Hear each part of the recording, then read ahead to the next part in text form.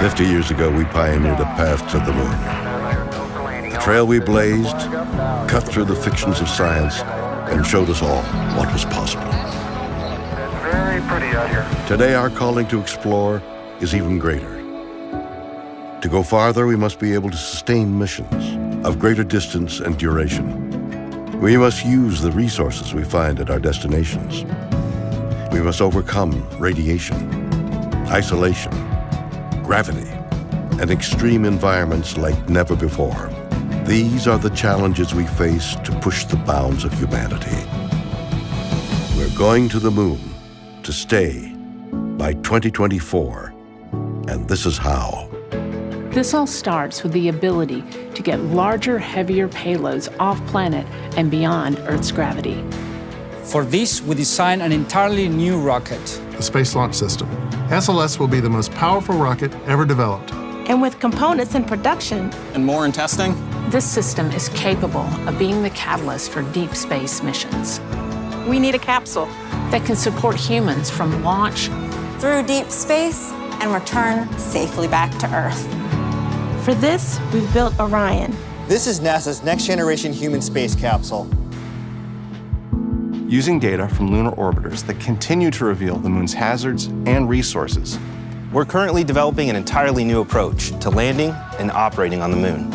Using our commercial partners to deliver science instruments and robotics to the surface, we are paving the way for human missions in 2024.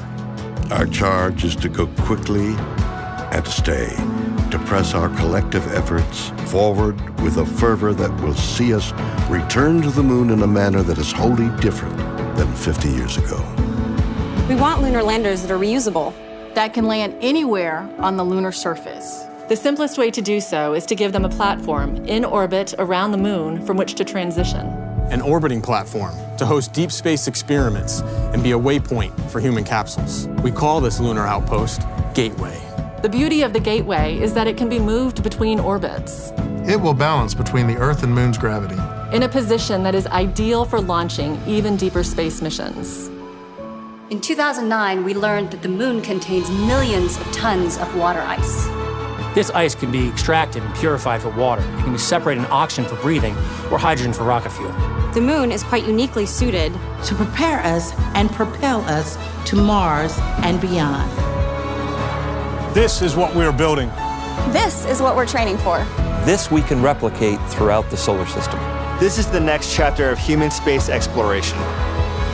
Humans are the most fragile element of this entire endeavor, and yet we go for humanity. We go to the moon and on to Mars to seek knowledge and understanding and to share it with all.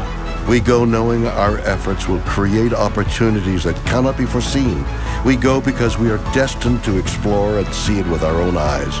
We turn towards the moon now, not as a conclusion, but as preparation, as a checkpoint toward all that lies beyond. Our greatest adventures remain ahead of us. We are going. We're going. We are going. We are going. We're going.